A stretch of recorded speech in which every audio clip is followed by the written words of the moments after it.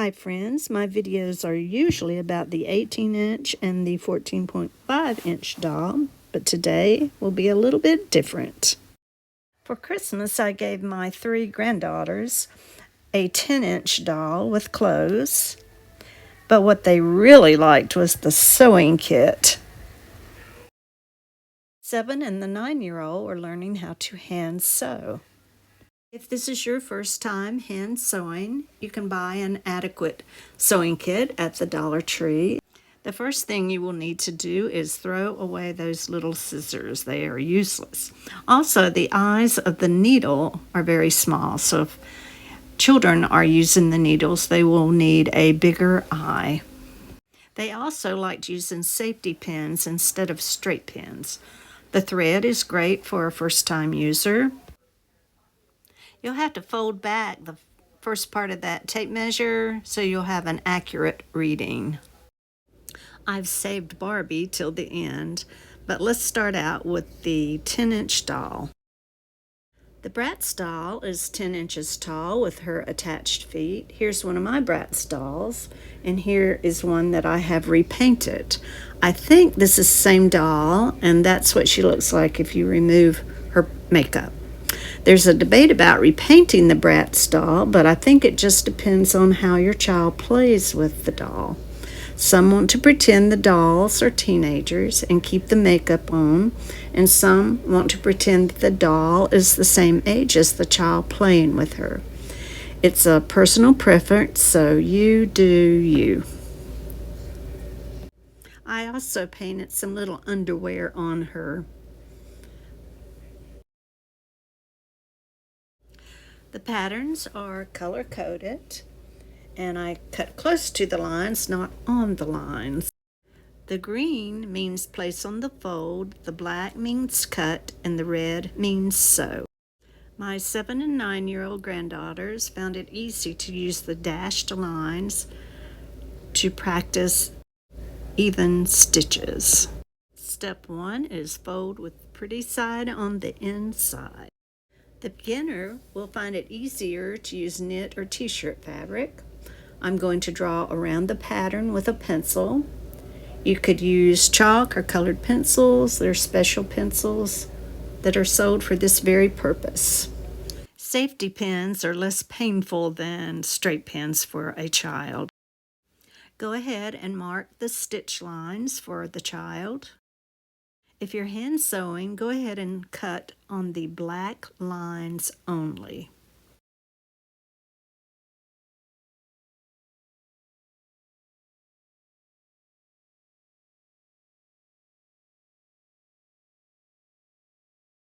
The needle threader and the kit will break unless you have a bigger eye on your needle.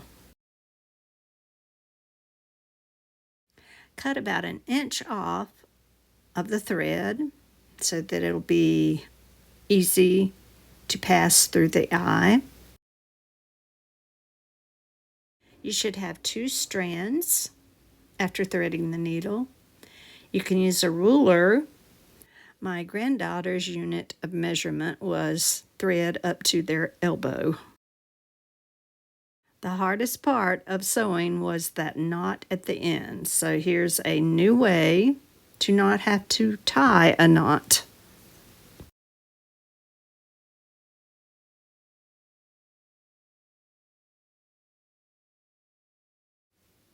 Leave a long tail.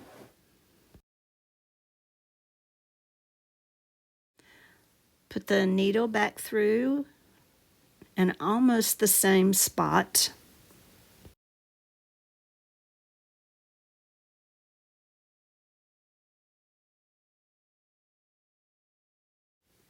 The tendency for children is to keep turning the fabric over and over, and their threads get all knotted up and just messed up. So if you can teach them to keep their fabrics flat on the table and then just sew down and up, down and up, down and up, trying to match those little dots.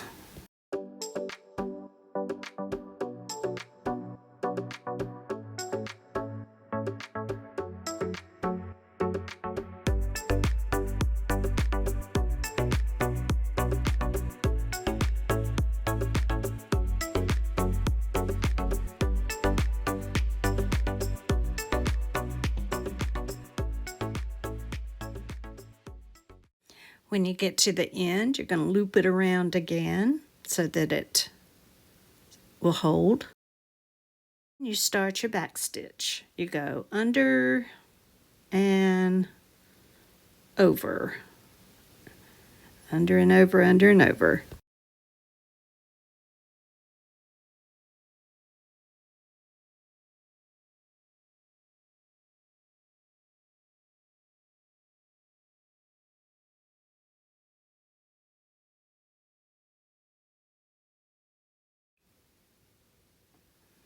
And when you get to the end, you're going to take the long tail that you left and tie a little knot, like a shoestring.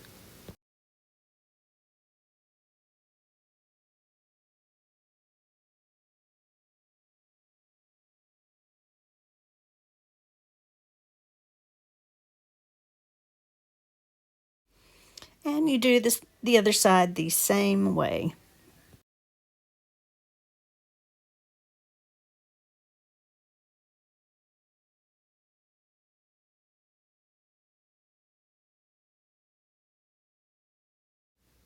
It's very important to make a clip under the arm of the shirt.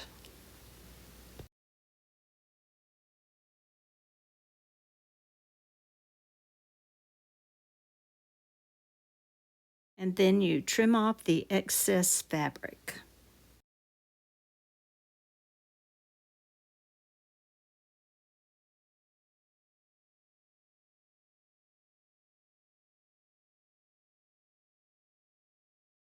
I'm drawing a cutting line.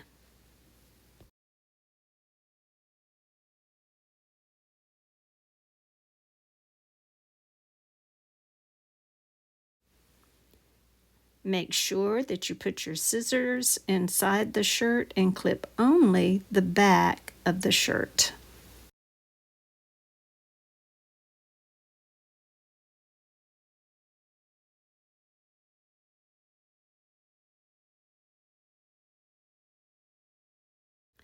Finger press or get a grown-up to press it with the iron. And you've made your first outfit.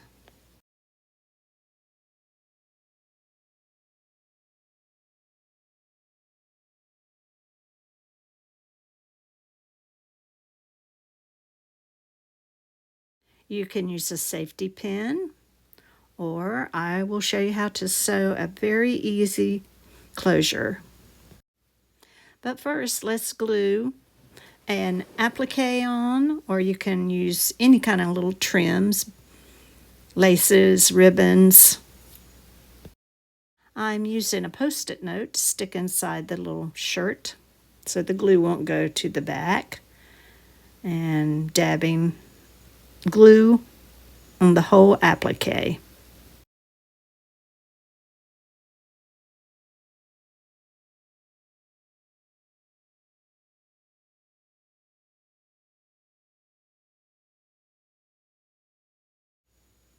Your woven fabrics will need a little bit of attention to keep them from raveling. You can use pinking shears, or you can dab a little glue on the sleeves and the hem.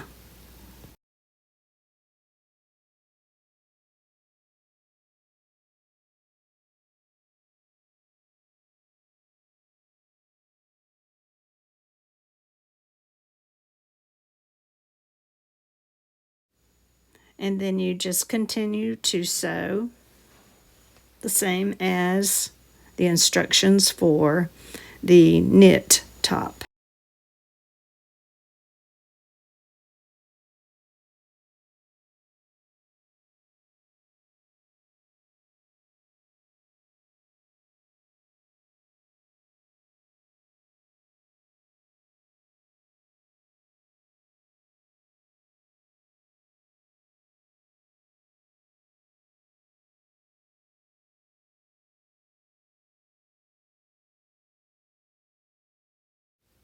The last detail is to put a closure if you don't want to use the safety pin.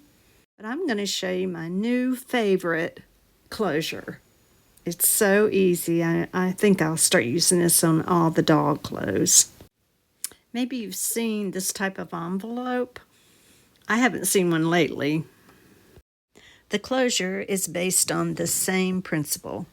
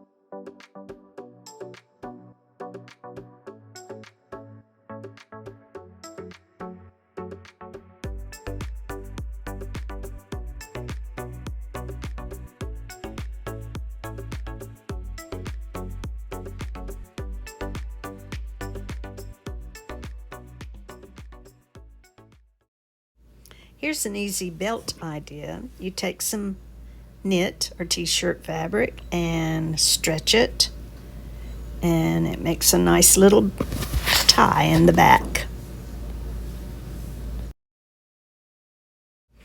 You can also use this type of fabric to make socks.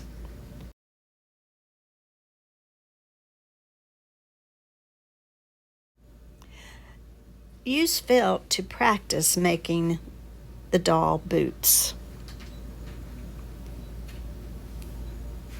It's the same principle as making the shirt. You're going to sew on the red dotted lines and cut on the black lines. The green line on your pattern will be placed on the fold of the fabric. In this case, the fold is the bottom of the boot.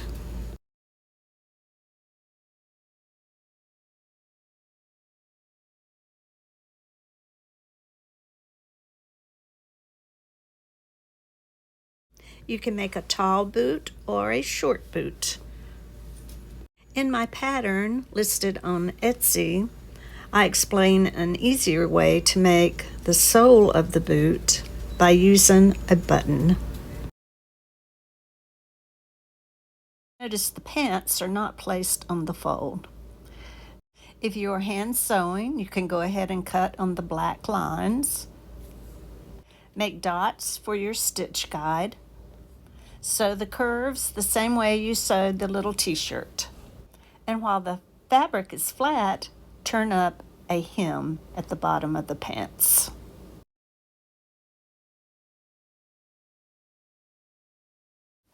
Here's an illustration of how you hand sew with a running stitch.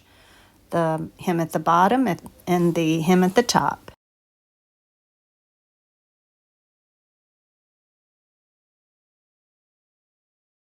Now we're ready to turn the pants and sew the inseam. You notice I open the legs and then start pinning, and it magically will look like pants. That's a fun part.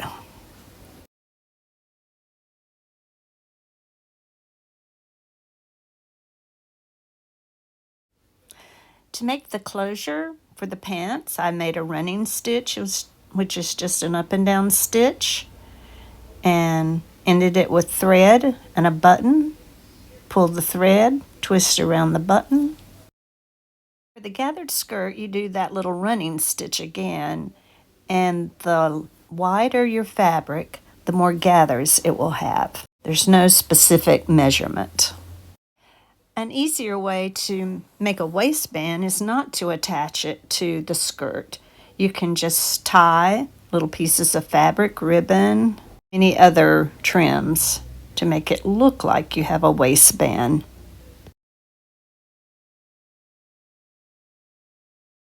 You can make the pants pattern shorter and make shorts or capris. I've added a little square piece to the gathered skirt and the shorts to make it look like a jumper or overalls.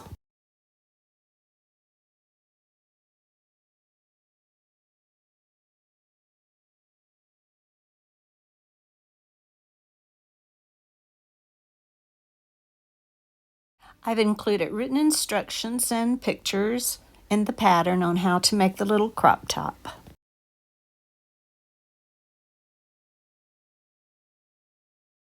Make little jemmies by opening the basic top in the front.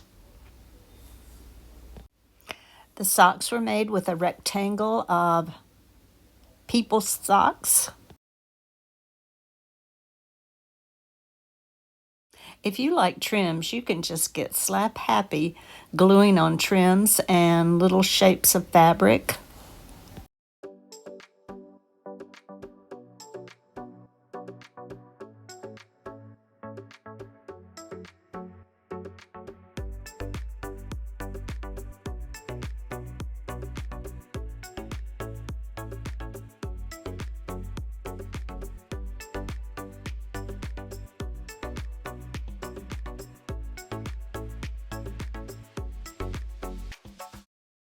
It's easy to decorate the boots too. Use different colors of fabric, use thread. You can even draw on the shoes. For the jumper, you can add layers of fabric, and you can also just add straps to the skirt. The pattern fits the boy doll.